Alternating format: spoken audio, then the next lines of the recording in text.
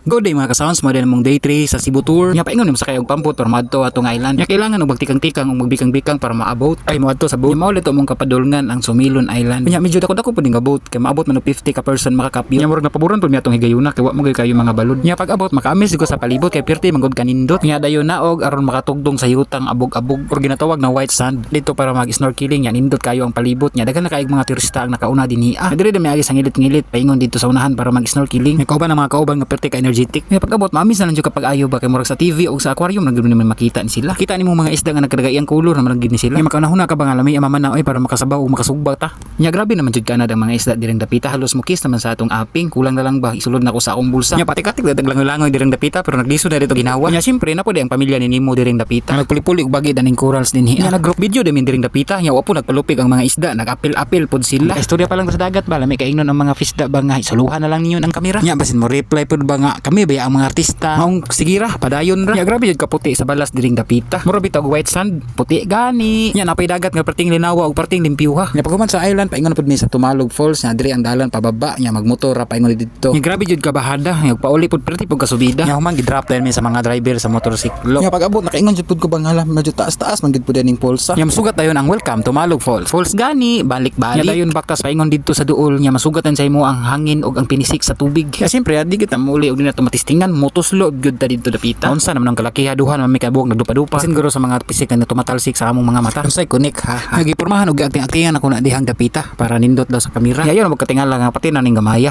Kaya ako pula tinga. Basta ang importante ba nga maka-action tag pinakardo-kardo ba. Nya giyuman drone ra ni pagkatirada. Pertigyong at chupa. Nang jud ka ba nga grabe si tatayo perti magyong hawda. Pero magti-kamera sa salida.